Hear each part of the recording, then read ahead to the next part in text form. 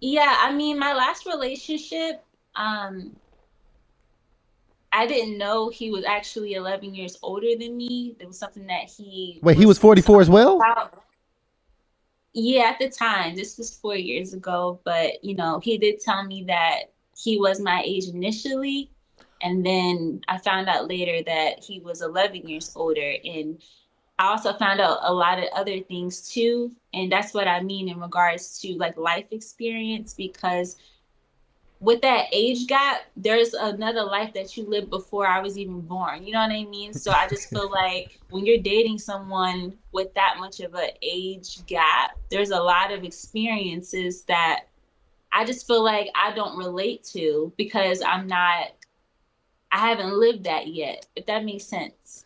So I want to ask Terrell, because Terrell, when we talk about, age, because now we're talking age preferences here, you know, do you feel like 33 years old, that is after this experience, is that now, do you feel like that's too young of a woman for you to date? No, that's perfect for me. In fact, I know hundreds of couples at my church that date in that age or are married 10, 15 years older. That's normal. That's what I thought. I mean, because I see it all the time. You know what I'm saying? So that's normal to me. That's why this is new for me. That's why I'm a little shocked about it. Like, wow, because I mean, if you think about it, I was only 11 years old when you were born. I was still a kid. So what wasn't much life I experienced. Okay. Kelly over there laughing too. When I call a lot of the ladies on the phone and speak to them, they usually give me about 5 to 10 years up is where they like to go, or where at least where they're willing to go. When I'm asking the ladies, what's their age preference? So it's interesting. I don't know if you gave me that though, Kelly. Kelly, so at this point now, would you prefer to just kind of stay under 40? Is that the ideal, age preference for you? Yeah, I think so.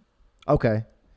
Just from my own personal experience, like I said, my ex-boyfriend, it's just, yeah, I think my I should stay below 40. Most people have no idea how to plan a date that builds connection.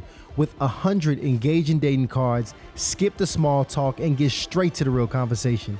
Let's take the dating game to the next level. Click the link in the description and use discount code CLIPS for 10% off. Now the ex-boyfriend was very toxic. We definitely need to have him on the show to explain himself. The ex-boyfriend was really tripping. But listen to this, Kelly, because I think some of the lovers in the chat are feeling the same way. Shout out to Slave for Christ, who's officially the number one lover and moderator in the chat. But they say, Kelly, tell the truth and shame the devil. Is it age? Is it kids? Or is it some other reason you are not interested? Kelly, I still feel like you holding out on us. I feel like it's something else because I truly believe that if the right man was presented to you and he was 10 years, 11 years, 12 years, I absolutely believe that Because you I'm would be gonna be interested in honest him. with you, it's some even 35-year-olds, 36-year-olds that got some testimonies, Kelly, that like they've lived some lives in just even 35, 30 years that is like out of this world insane. So I don't know if it was like the graphicness, if it was just too much. You don't want a man that has went through that level of trauma in the past that kind of threw you off. Or what? I mean, was there some red like Kelly? Or Come did you on, or did you yeah. not know that he was 44 when you matched with him? Honestly, initially I got on late, but so I missed the whole introductory part and the age, so I didn't catch the age until the very end. But because he's a man of God and I was really open to wanting to see like what his personality was like, I was still open to it.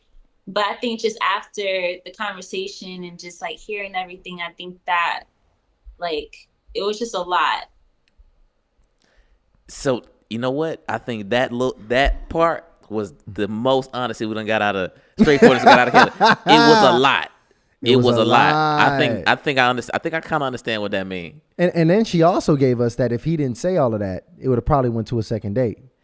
It's possible. So So Terrell, and here's yeah. the thing. I'm gonna be on Kelly's side here real quick, because there have been women that in that first date they have trauma dumped, is what I call it, on me. All the things that they've been through, all the things that they going through, which could be considered a testimony. which could be considered a testimony. And in many ways, I got turned off a bit. I'm gonna be honest with you. I got turned off a bit we're hearing, all of these really harsh stories about your past on the first date. Now, I thought trauma, especially when I think of men, and this might be a double standard, because I think trauma as it relates to men, they pulling through some of these things. I think that's kind of like, you want to see a man who's very resilient, who's been through some things, who can go through some things to lead the family through some things. Well, so you want to see the scar, but you don't want to hear the story. Can I say this? You're like, oh, you got shot? Okay. But that's just me preference. That's me personally. But go ahead, Terrell. She asked me how I got into ministry. So for me, again, as a minister, my life is an open book. So my testimony is always being shared because it blesses people. That's the whole reason, because the reason why I share my testimony, because it puts Jesus on a pedestal. It shows the goodness of God. It shows his power, that he can take someone like me and put him on a platform and just make him into this king. You know what I'm saying? It's so much power in that. And that's why I share it. But I do believe sometimes people will see you for who you were and not for who you are. You know what I'm saying? And I think sometimes people can look at you and see I've had people at it. I tell people right now, I used to be a heroin addict. Yep. And then when people hear that, they'll down me like, oh, he used to be on heroin. Then they'll see me for that, but they can't see me for who I am now. I'm not saying Kellie did that, but I'm saying I've had that done before. Oh, we ain't heard the testimony. Because even I saw, listen, he said heroin addict. I saw Delano eyebrows go up over there like, oh, heroin. Now, Delano started judging in the back. Yeah, Delano started judging in the back. Delano popped his balloon in the back. So hold on. So Kellie was like, oh, heroin. Kellie was like, oh. Okay, now I understand. I'm gonna have to step back out of this one here. See, we didn't know the details of the testimony. See, now you digging deep. Okay, cool. I understand.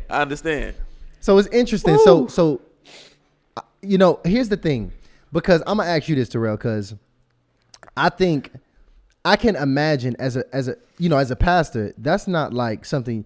It's not like a sales job. Like you just clock in to being a salesperson and then you clock out and you Terrell now. You done with that sales. No, as a pastor, you always a pastor everywhere you go. Facts. But do you think that when courting and dating women, to some degree, that aspect is probably adversary to being able to connect and have chemistry with a woman? If you kind of go full pastoral testimony, transformational on her in that conversation, do you think that that's adversarial, or do you think that the right woman is going to vibe with that? The right woman is going to vibe with that, again, because at some point, because let me tell you from experience, I've had times when I didn't share none of that and got later on down the line and shared it. And it was like, it changed instantly as soon as I shared it. Hold on, wait. I'm sorry, Pastor Terrell. So you've had women also in the past respond in similar ways to your testimony. Yes. Even later on down the line, if I waited to share it. So I've had both. So it's almost like lose-lose with the situation. It goes back to how a person sees you. Do you see me for that, or see me? And that's where it goes back to, do you really understand how Jesus's power transforms people? You know what I'm saying? I'm a totally transformed new person. That ain't even me no more. So that's why I'm very open with sharing that, because I know, just like Paul, he that wasn't me. That's not who I am. And that's how I see myself. That wasn't me, not who I am now. So I don't care sharing it, because you'll never see that again. You know what I'm saying? That's my past. And I'm not a proud person, but I'm grateful that God delivered me from that. So if that throws a person away from me, then they probably weren't the person for me, because in ministry, there's a ton of things that come at you that you got to have thick skin to go through. You know what I'm saying? I get it. I get it, man. I get it. So it's interesting. So this testimony here has been, something that has polarizing. Been polarizing. And that's what happens when you get, especially when you don't really been through some stuff. I mean, at the end of the day, everybody wants to be forgiven. Everybody wants to be considered anew. But we all just have this, innate sense in this. When we hear something that is kind of out of our comfort zone, we cannot help but to make judgments.